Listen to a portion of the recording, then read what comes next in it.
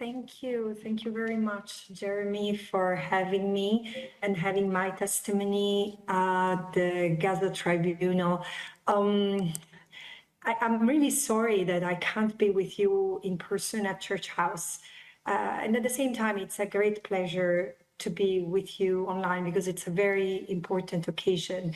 And I want to thank from the bottom of my heart Jeremy Corbyn for making my participation possible, and also more broadly for initiating this tribunal by calling for an independent inquiry into UK involvement in Gaza, as well as to the Peace and Justice Project for their immense work in bringing it together.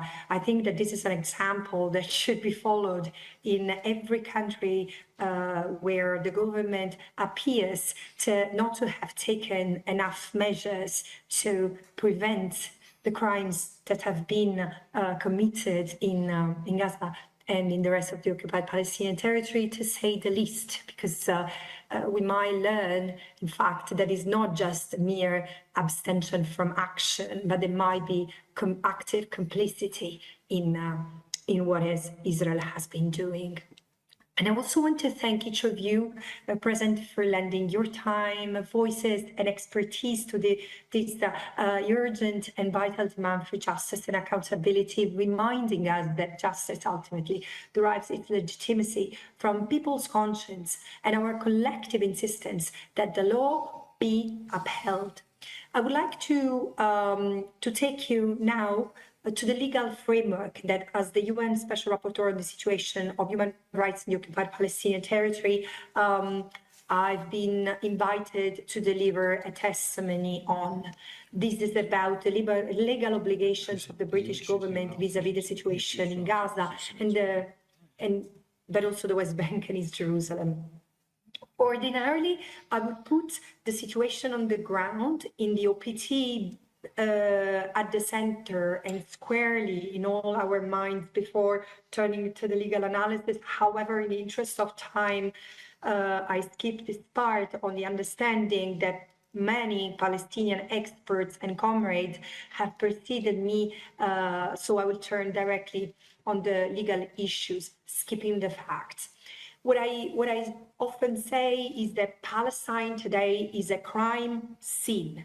As I have laid out in my most recent report presented to the Human Rights Council in July 2025 on corporate complicity, and as I will be made clear in my upcoming report to the General Assembly in October on third state responsibilities, when we consider the legal obligations of states, it's critical to understand that we are not talking about occasional and isolated violations of human rights and certain matters of improper conduct, but rather we are facing a long-standing structural system of widespread and systemic oppression and exploitation against the Palestinians that has turned genocidal at the hands of Israel, and Israel wouldn't have been able to do what it has been doing and transforming an unlawful occupation into a genocide, into the theater of a genocide, without the active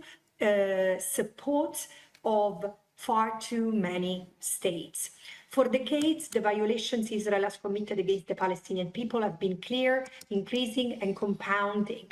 Most critical among them, the systematic denial of the Palestinians' right to self-determination, which, as the word itself says, means that the Palestinians have to determine themselves, by themselves, politically, economically, etc., without other people, being Israel, the US, the UK, or others, the European Union, telling them what they should be doing and doing within the little territory that remains to them to exist as an independent state.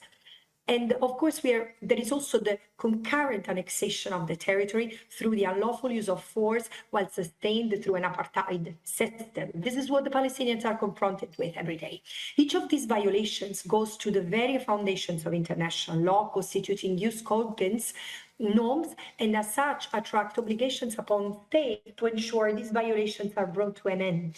In other words, states including the United Kingdom, have been on notice for decades of their obligations, and they have not acted accordingly. They have an obligation to help realize the right of self-determination of the Palestinians. They have an obligation to respect and ensure respect of international humanitarian law, and they have miserably failed this mission.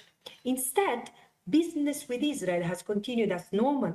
As when I say business, I intend business as proper, but also research, arms trade, intelligence exchange, and political support that has worked as covert for Israel's crimes and other violations of international law, including human rights violations. Now, this situation of illegality has been unequivocally confirmed by the International Court of Justice in its landmark opinion of 19th of July 2024, through which the entire presence of Israel in the occupied Palestinian territory has been declared illegal on the basis of the sustained and serious violations of three Jus Cogens principles just mentioned: protection of the right of self-determination, prohibition of acquisition of territory by force, hence prohibition of annexation, and prohibition of maintaining an apartheid and racial segregation-informed regime. The court has said that the occupation must be dismantled in its entirety, and states have undertaken that this must occur no later than September 17. It is a few weeks from now, according to General Assembly Resolution 10/24. Among the obligations that the court laid out for third states was the need, quote, abstain from entering into economic or trade dealings with Israel concerning the occupied Palestinian territory or part thereof, end of quote. And, quote, to take steps to prevent trade or investment relations that assist in the maintenance of the illegal situation created by Israel in the occupied Palestinian territory, end of quote. And this is paragraph 278 of the of the ICJ advisory opinion. I must emphasize here the issue of distinction, differentiation between Israel and the occupied Palestinian territory that frankly has consumed endlessly the political discourse, and I'm saying it's almost irrelevant at this point. Compliance with these obligations need to concretely consider the fact that the court recognized that Israel's intention is to acquire sovereignty over the occupied Palestinian territory, and it's building infrastructure to integrate the settlements, the colonies within Israeli territory. In practice, this means that there is no meaningful distinction with the territory of Israel. In practice, this means that, as I demonstrated in my last report, the state of Israel does not distinguish these territories. It has an entire infrastructure of rails, water pipelines, electricity grid, and roads on top of the financial aid and the political measures that are taken to set up the companies. So it has an entire infrastructure and economy that is designed to displace and replace the Palestinian people. Here, I urge you to take time to consider the evidence I produced in my last report that lays out the integrated nature of all the sectors with this driving force of settler colonialism in what I call Israel's economy of occupation that has turned into an economy of genocide. Legally, this creates a requirement on states like the UK to seize all trade, all investment, all economic relations with the state of Israel. All ties with Israel must be cut. This is what it means to comply with international law, and obligations to ensure that third parties, corporations, charities, individuals, not to engage with Israel either, including universities. Alongside this, the court has issued provisional measure orders in January 2024, reinforced by two subsequent sets of provisional measures, and made explicit comments to third states in the matter of Nicaragua versus Germany concerning the risk of irreparable harm to the right of the Palestinian people under the Convention, as well as other violations of international law. Minimum, these measures put all states, including the UK, on notice of their duty to prevent genocide and the risk of complicity in genocide and other international crimes and serious violation of international law in case of non-compliance. With the issuance of the arrest warrants, all the more for senior Israeli leadership by the International Criminal Court, these obligations and risks have been further confirmed. Again, I want to pause here to emphasize the issue of distinction. The International Court of Justice, in its order for provisional measures, doesn't make a distinction between specific conduct that is genocidal and not. Such a distinction is arbitrary. It is Israel's entire use of force in the Gaza Strip and the occupied Palestinian territory broadly that risks to be genocidal or otherwise criminal in nature, and states must act accordingly. To put it very simply, there is no good Israel and bad Israel according to which side of the green line the ties have an effect in. It is the state of Israel that is committing crimes that must cease. It is therefore the state of Israel as a whole which must be addressed and see.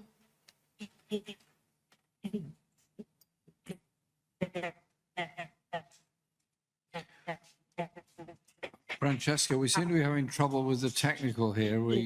You went offline for a bit there. Of all ties and relations, otherwise they go in their crimes. Now, can you hear me? Can you hear me? I can hear you now, but it comes and goes. I'm sorry. It's not your fault. No. I think we only lost you for a few seconds. So if you can repeat the last point you made. Yes, absolutely. I was saying that the Court of Justice refers to the fact that it's Israel's entire, it's an important point, so I want to restate it. It's Israel's entire use of force in the Gaza Strip and the occupied Palestinian territory broadly that risks to be genocidal or criminal in nature, and states must act accordingly. There is no good Israel and bad Israel according to which side of the green line the ties have with the, for example, with the UK government have an effect into. It is the state of Israel as a whole, as a state that is committing crimes that must cease. Therefore, it is the state of Israel as a whole which must be addressed. Imagine today to be discussing, does the UK have faced responsibility, liability or complicity in case of connection, military support, exchange of intelligence with apartheid South Africa in 1990 or 1991, 1992? Would the UK have today relations with South Africa before the end of the apartheid? Well, depending on the answer, we would assess the responsibility and the lack of compliance with international law of the UK, and same thing with Israel. So the core international rulings and actions that I've referred to must also inform the more specific obligations by which the UK is bound. Most relevantly, the UN Arms Trade Treaty, which prohibits the transfer of arms to be used in breach of the Genocide Convention, the Geneva Conventions, among others. The frequent use of arms in the commission of great breaches of international humanitarian law, for example, violence by Israeli forces, soldiers, or Israeli settlers against Palestinian civilians, and the above-mentioned legal context lead to the conclusion that nothing short of a full arms embargo on Israel will suffice for the UK to start meeting its legal obligation. Finally, as a state party to the Rome Statute, the UK must comply with ICC requests for arrest and surrender of indicted individuals found in its territory as per Article 89 of the Rome Statute. This obligation fits into the UK's broader obligation under Article 86 of the Statute to cooperate with the ICC. And given ICC's arrest warrants for Netanyahu and Gallant, the UK is legally obliged to surrender these Israeli officials to the ICC, but also to initiate its own proceedings against people who might be responsible for crimes. I conclude by saying all this creates a situation in which the retention of ties by the UK with Israel is unacceptable. The longer the UK retains these ties, the more it contributes to legitimizing and normalizing the illegal and the festering of impunity. This failure to abide by long-standing international obligations alone might be sufficient to establish a case for criminal complicity in the actions of Israel. Indeed, lesser conduct, such as presence and moral support, has been found to meet the criminal threshold for complicity for individuals before international tribunals. And with this, I conclude, and I thank you very much. I'm sorry if there were some technical glitches. Thank you very much, Francesca, for your contribution and your very important testimony here. Just a quick question in relation to the effect of the UK's non-compliance with international law on the whole system of international law. Of course, its compliance along with its other allies. What does this mean for the international legal system that we have now? Well, there are, unfortunately, I will only have the possibility to answer this question, then I need to disconnect. But look, the answer can be given very briefly on two levels.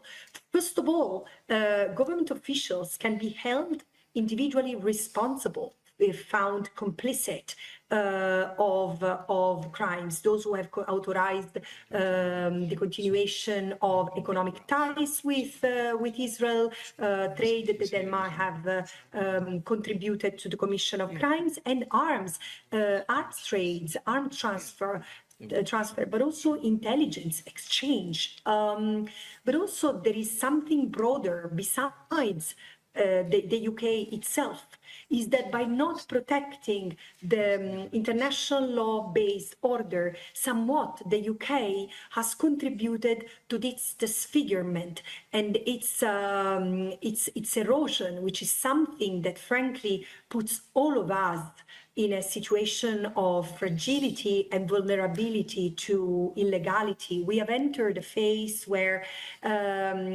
might makes right, and none of us has anything to gain from it. Thank you very much for having me.